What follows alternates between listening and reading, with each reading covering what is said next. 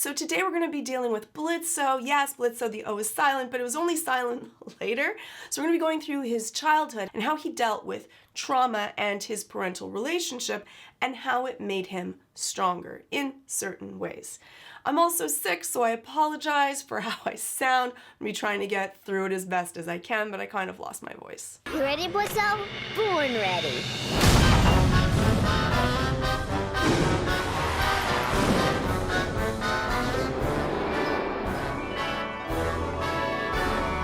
I love this opening scene to Blitzo. I love this interaction because you really get to see Blitzo and that joie de vivre that he's really he's literally flying through the air, but he just kind of takes life as it comes and can fully enjoy it. I think that that's one of the things that Stolas really attaches to him. We often find an attraction or a like for other people that have traits that we don't have, that we wished we could have. And what is the opposite about being born into a royal family where everything that you do is curated and looked over and you have to act a certain way? But join the circus. Hey, folks, want to see me make a horse? Crap. And a lot about who we are isn't how we deal with things when things are going well. It's how do we deal with things when things are tough, when things don't work out the way that we hope to.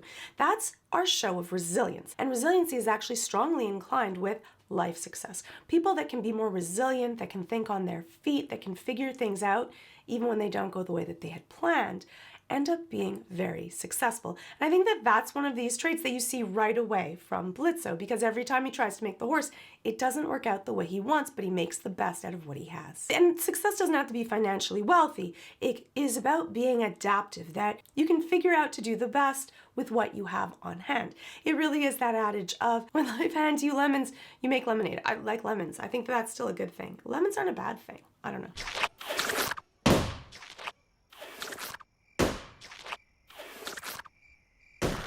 And I think that for Blitzo, he's learned this on his own, not really from a parental figure, because it seems like there really isn't a parental figure that is there to help tutor him or show him different things. And for a lot of people, when they think to themselves that they kind of have to do everything or learn it on their own, they learn to be street smart. That's the problem with bubble wrapping children, is that if you helicopter too much, if you fix things, you don't learn to get back up. That's one of the main life skills that we need to learn. So you don't get that fear of failure. It's to be able to make mistakes and how do you handle it so that you can get back up. But if someone's always there, fixing things for you, doing too much for you, you don't learn to depend on yourself. You don't learn to adapt. Sometimes we learn the biggest skills through our failures, through our mistakes. Now, you don't want to have your child, though, learn horrible mistakes or things that are going to be catastrophic to them. But you do want to allow children to have something that's age appropriate to their failures. So little things that they learn that they can get better, that failure doesn't destroy them. And that will stop them from having a fear of failure in their future. Horns!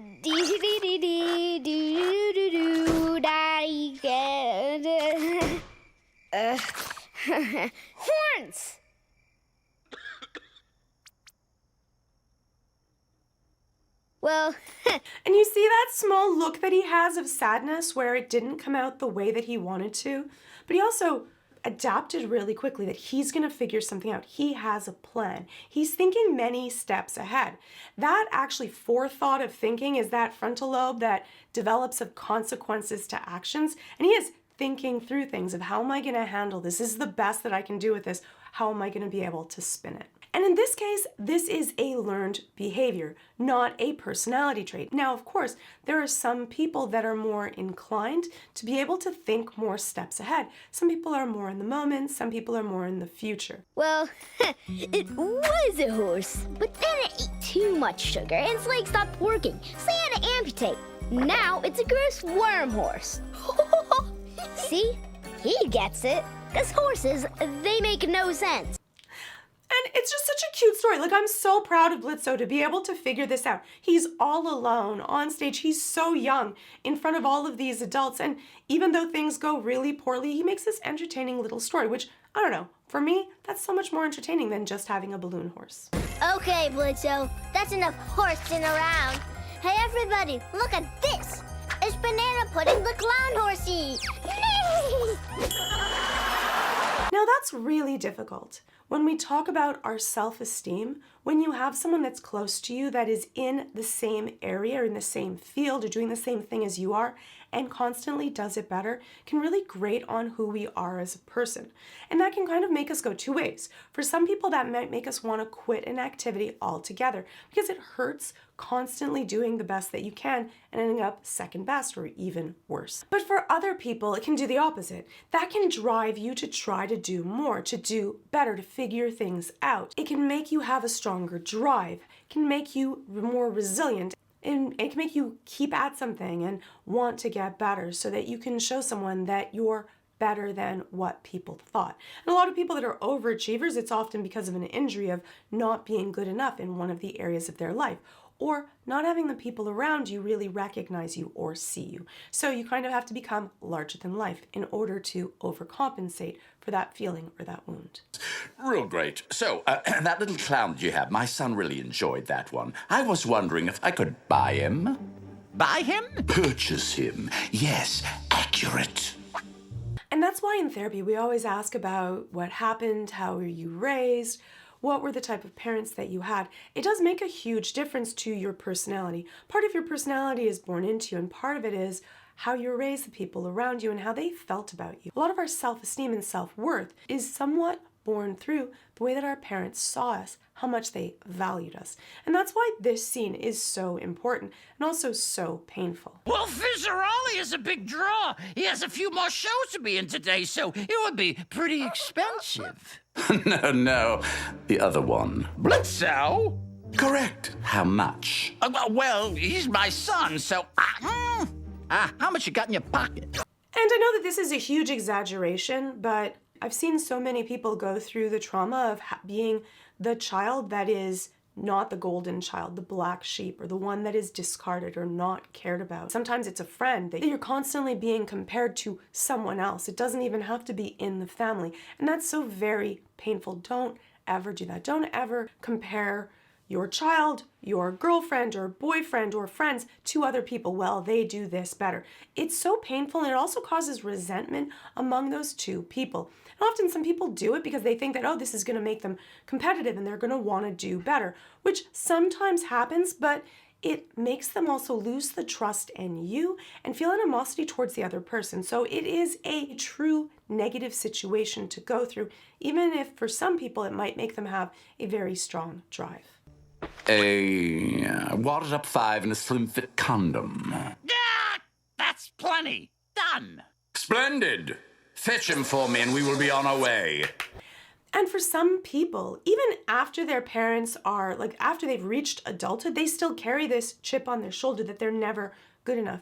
No matter how much money they make, no matter how much success they have, they are constantly kind of wanting this one person to look up to them and see them as having value. But even if they do, they still don't feel a healing of that wound because in the end, they've imparted it into themselves. They've carried this on and kept on saying this story inside of their head that they're not worth as much as someone else or they're not good enough. And whenever I see people that are super achievers, I always wonder if they also have had that type of a wound. And that's why they feel the need that they always have to achieve. That even after they've climbed one mountain, it's not good enough. They're already thinking of the next mountain that they have to achieve. I'm Banana Pudding, and I like to dance. I am Worm Horse, and I am sad. Why are you sad, Worm Horse? Because I have no legs. Oh, well, that's okay. I lost my legs in the war. The war? Yes, the Great Pirate War. No pirates. The Great Pirate War! If you keep talking about pirates, I will punch you. Play is the way that kids learn. They don't actually learn very well sitting at a desk for 8 hours a day, having someone just kind of impart knowledge to them by talking. They learn by interacting, by how to engage, how to speak, how to look, how do you deal with different situations. And a lot of those social skills are what happens also during this playtime of how do I interact, what happens if things go wrong, what is the give and take in social situations. So it's really important to allow kids to just play. And to play instead of being in front of a screen, but to actually see other people so that we're taking in all of that learning of facial features and micro expressions and how someone reacts when they like something versus when they don't. I fought bravely, but I could not run fast enough. They took my legs. There was blood everywhere. Oh no, ew, no blood. Blood's disgusting. No, it's cool. Well, banana pudding is here to save the day.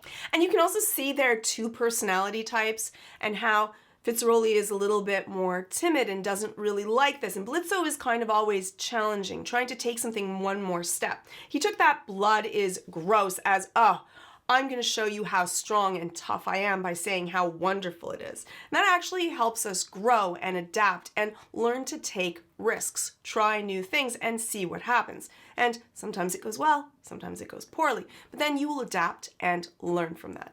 Not always the first time, sometimes it takes a few. It's a magical feet he dances around with. He will dance all over Wormhorse to make him feel better. And then there'll be more blood! Blitzo! Just keep on thinking about the carpet. The kids don't care about that. And imaginative play is where we learn our creativity. All of the things that it seems like often school or the industrial system kind of tries to take away from us, we then need to kind of bring back and give back to ourselves, to try new things, to think outside of the box, to look at things from different angles, to see what you can do. And that's really good for your brain's development. So you can think of things through different facets instead of the one that someone just gives to you. It also helps us with risk-taking, standing up for yourself, and the different ways of how are you going to cope with different situations. Kids often use toys to go through different traumas or wounds that they've gone through or worries that they have. They do that through play. You can hear them saying that through their dolls or Lego. And that's how they learn how to problem solve. And it's also really effective and really essential. So I think that we often look at play as something silly or ridiculous. It is not really useful, where most of the learning that kids are doing is during their playtime. So, that's so gross. Stop. I got a job for you. You are gonna spend the day with one of the Goetia princes. You see the way that Cash Buxo kind of just grabs Blitzo by the arm? Like, it's not thoughtful, it's just kind of taken like a piece of property, like a thing to him. You can see a lot by the way that people look and interact with each other. It's completely different than the way that Stolas interacts with his daughter. And unconsciously, that teaches us what our worth, what our value is to the people around us. And that's why you want to be able to take a moment to be able to interact with people, especially if you're going to be asking them to do something that is difficult or scary or worrisome. Ew, why? Because money! Now listen carefully. You are being brought out to be his playmate. So you see the look on Blitzo's face, that oppositionalness? You can already tell that there's a lot of fight in Blitzo. Blitzo doesn't just take things and allow it to happen. Even from this young age, he has some defiance in him. He listens, he questions. A lot of times we want to get rid of that in children, these leadership traits of being able to question authority. But actually, it's really important. It might make it difficult sometimes to raise a child that will question you, test you, ask things, fight with you about things. But actually, those are all leadership traits that later as adults you want people to have. And that can be really adaptive and protective. But I want you to steal as much from those rich as you possibly can. Steal? But if I get caught? Don't you want your family to be able to buy a bigger tent? Better food? Don't you want to be able to help me and your mama out? Of course I want to help Mama. And you see how many of those manipulation techniques are used to be able to make him do what he wants. When you have a parental figure that is abandoning or neglectful, you often end up with an avoidant personality type. Avoidant personality type usually learns that the only person that they can depend on is themselves, and often has great difficulty in attaching themselves in a meaningful way to others because they're so worried that if people really knew who they were, that they would reject them as well. They have this underlying belief that everyone will sell them out or hurt them or leave them. And so I think that that also goes into play a little later in the relationship between Stolas and Blitz, how Blitz doesn't really notice or isn't even able to take in how much Stolas actually cares about him. And so that ends up making all of these kind of superficial relationships where you're not really letting people into your defenses, and because you're not really letting people in, they're not really getting that close. And what also going to happen is that you're going to bail on someone else before they bail on you, or have a whole bunch of superficial relationships to try to fill that deep need that you don't allow yourself to believe that you actually have for a true intimate one. Then you gotta do this. Everything those rich have will be worth a fortune. But if I'm caught, I'm scared, Dad. There are scarier things, aren't there, son? What a horrible answer that is. I'm scared. Yeah, but there's scarier things, right? Like, that's like the answer of like, like, I'm crying, well, I'll give you something to cry about. You want to be able, when someone is upset or worried about something, to affirm, to validate. That teaches people that their feelings matter. That doesn't mean that they can change everything because of that, but at least that they're heard, validated, and understood, that they're allowed to have that space. But that even more so will make someone be even more avoidant. They might even become avoidant to their own emotions so that they don't even know how they're feeling, don't even allow themselves to feel genuine emotions, because in the end, they're going to end up mimicking the same thing their parents did or parental figures did, which is dismiss them. And they end up dismissing it themselves. And for some people, they don't even know how they feel at any point in time. So they might be angry, but think that they're feeling a bellyache, or they have cramps, or that they have a headache, but really what they're feeling might be anger or sadness. They might not even be aware of the different sensations that attach to different emotions, because different sensations attach to different feelings. So sometimes if your heart rate is beating faster, it could be anxiety or it could be anger, but you want to be able to understand the relationship between the two for you. And each person is different. But... Yes, Papa.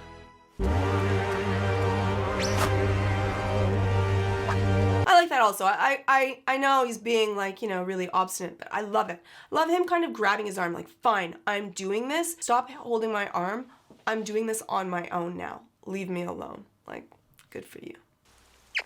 Here is your new friend, my son. Happy birthday. A friend? I guess. Hi, I'm Blitzo. I'm Stolas. It's nice. Ouch! Don't bother that one. You can also tell that Blitzo is paying attention to everything, right? He's aware of the way that the world works. His reactions to how Stolas is treated, he's like, whoa, what in the world was that? That's not cool. He gets it. And for a lot of people that are kind of on their own for a lot of time, they're paying attention to everything that's happening because they know they have to depend on themselves. So because of that, they're taking in situations to a greater degree than kids that are sheltered. They don't really have to worry about anything because nothing bad's going to happen to them. They have people that will protect them. This is my book on the difference between frogs and toads. There's a lot of differences. And this is my book on plants and herbs. Did you know plants can hear you? Plants are boring. This is all boring stuff. Oh.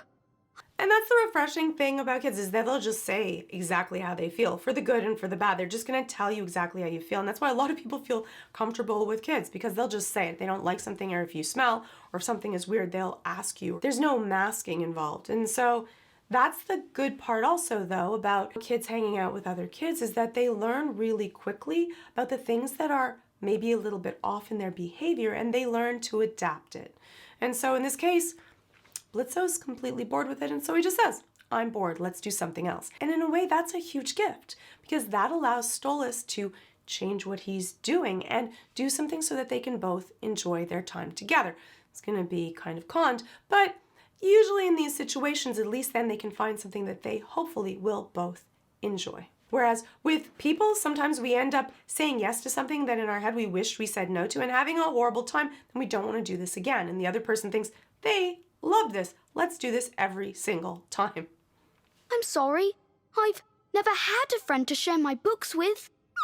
Which is kind of sad that he doesn't have toys, so all that he has are his books to share. That's what he's played with, are the books, which is also kind of sad because kids do need to play in order to develop. That doesn't mean that books are bad.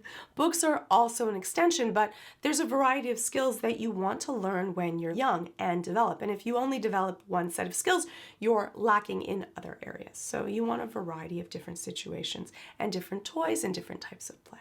Let's play treasure hunt. What's that? It's where we pretend we are pirates and we go around the house collecting all the nicest things. It's kind of brilliant. Like, it's a pretty brilliant idea that he has in order to still be with him, not have to sneak anything and look like he's stealing and grab everything, and that's just part of the game. Like, it's kind of smart. Like, it really does show his ingenuity. And then we throw them out the window. We throw them out the window? Yes. Since when did pirates throw things out windows? Since, like, the dawn of time. Come on. Pirates are always throwing stuff out windows. I don't think they had windows. That's right. Like, Stolas, I love that he pushes back because he has such a large knowledge base from reading everything that they have this back and forth about it. Because, yeah, the windows part, you kind of lost me on that one too. What, did a book say that? Yes, actually. Several. Well, in this game, we're throwing them out the window because it's fun. Well, that's an odd game. Is this an imp game? But for Stolas, he's so excited to have a friend, to have someone else there. He's going to do whatever he has to keep a friend. And that often happens to people that have been sheltered. They want so much other people to like them that they can become overly generous, overly caretaking, or even take abuse or mistreatment because they just don't want to be alone. And so for Blitzo, he's able to take advantage of that fact and use it to his benefit. And kids are actually really adept at knowing who they can take advantage of and when and how far. Sure. Why not? Well, if it's what you want to play, Let's do it. Come on. Just the difference in cardio is also kind of funny because for Blitzo, he's been like running and doing the circus, so he's really, really fit. And for Stolas, he's kind of lived this sheltered life, so he's not used to running. Plus, I guess he has wings, so maybe he flies every once in a while. But it's the difference between a sedentary life and a non-sedentary life also, which I think is just kind of cute.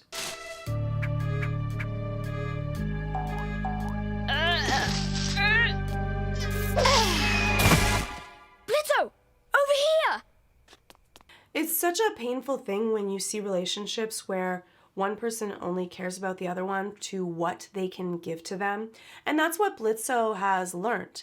That's the way that his father treated him. And so that's the way that he ends up treating Stolas even later on. That he's learned that people's value depends on what they can do or give to you. And the same thing that he feels about himself. And it becomes difficult because we learn what the rules of the world are through our parental relationships. And so we end up starting to apply that even if later in life they become maladaptive or they're actually a detriment to ourselves and the relationships around us. So what is that? Your diary? No, this is my new grimoire. It's a spell book. I have to learn it so that I can access the living world. The living world? Like the one with humans and stuff? Where the sinners come from? Mm-hmm. That's cool. Yes. Like, and this could be the moment that they could have had if they just hung out together and kind of enjoy it and get to know each other for who they are. This is these sweet, intimate moments where children just share things, their hopes and their dreams with one another and interact and deal with how they feel. And for Stolas, I think that it really meant a lot to him, that Blitzo really appreciated and thought it was cool what he could bring. Well, you know what I'm gonna do when I grow up? I'm gonna run my own circus, and I'm gonna be the most famous imp ever, and I'll be able to do what I wanna do all day. I'm gonna make so much money and buy myself a big building with a big office. And you see how achievement-oriented Blitzo is even from a really young age. He has that drive to want to do better, to be better. He wants to prove it, probably because he wants to prove that to his father. So he's imparted that. And that often is a trait that someone will then keep all the way through adulthood. A lot of people, again, like I spoke of before, those super achievers, they ended up having a wound or an injury of someone hurting them or not thinking that they were good enough. So because of that, they're constantly having to prove that they are. And that can be really good in that it makes you achieve a lot of things, but it can be really detrimental also because it can sometimes make you put achievement or money or success or titles ahead of the people around you. And a lot of times, only later in life do you look back and realize that none of that really matters. The things that really matter in life are the relationships that you have, the people that you have, and you spent so much time trying to fix this wound, to chase this goal that is ephemeral and doesn't really matter, that you didn't spend the time with the people that you loved when you could, and now it's too late. A big office? For a circus? Yeah, a big office. Circus business with clowns and horses. And the horses will all have good names, like Stapler and Biscuit Queen. I don't get that they'll all have good names. Because horses usually have silly names. Is that what the play is upon? Tell me in the comments. I don't know. That sounds like a good business. Yeah, and if you apply, I'll hire you. Maybe. You'll hire me? Yeah, if I feel like it. Well, I hope I qualify. You'd be a good boss. Okay, that's just the cutest thing because, like, he's a prince and he's like royalty and he's rich and he's so touched that Blitzo actually says that I would hire you, that I will have you work for me. And I think it's just so cute, the interplay, because kids don't know about status and different rank and money. None of that really matters to them. All that matters is how you make me feel, how much joy you bring me. Do we have fun together? Do we laugh together well? Do you like my drawings? Like, it's the simple stuff. And I think that those are still the things that in adulthood, the people that we want to have around us, the people that bring us joy, make us feel better, make us feel alive and appreciated. You say that with sarcasm, but I totes would. I thought that he was serious about it, but maybe was sarcastic says he didn't question it, but I don't know. I think that Stolas usually says the things that he means most of the time. So I think it was kind of genuine. And I do think that it is something that he does care about, which is being a good boss. And I think that in these few scenes, we see a lot of the character traits that makes Blitz who he is, the things that drive him, the things that he cares about, and why? Because of the things that he's been through himself. If you hate ads, but love me, or want to hear all the saucy words that I cannot put because YouTube, then you might as well get Nebula. And you should get Nebula through my link. Yes, you could get it through someone else's link. Please, yes, I need all the help. You can also check out all of my Wednesday, Arcane, The Boys, Last of Us, ad-free, sponsor-free versions on Nebula, just like all my videos that are featured on Nebula. And that's the whole purpose of Nebula. It's a place where you can get the high-quality videos that creators post early. They post extended versions. They post versions that could never, ever happen on YouTube. Creators like Legal Eagle, Nando V Movies, Alt Shift X, Medlife Crisis, and so many more. And I also have a whole course on how to beat anxiety. If you're dealing with anxiety and you want to go through how to deal with it, what are you coping with, and what type of anxiety you have, you can check that out. They also have exclusive originals that you can only get on Nebula and possibly a game show as well. I'll be talking about that more later, such as how they adapted Lord of the Rings, The Time When, and so many more. All of these are ad-free, sponsor-free, and you can sign up using my exclusive link. Yes, mine. You can use someone else's, but don't. You can get an annual plan, 40% off, $2.50 a month, $30 a year, just by clicking on that link. And clicking on that link helps support my channel. This is all early access, extended versions, courses, originals, all from great Nebula creators that you get to support just by clicking on the link below. So thank you for your support. Thank you, Nebula, and hopefully I'll see you in the next video. So that's a little bit on Blitzo and his childhood. The O silent. I don't know now. Do I call him Blitz or Blitzo? Anyways, it's Blitzo, Blitz, and his childhood. You can let me know your thoughts in the comments below.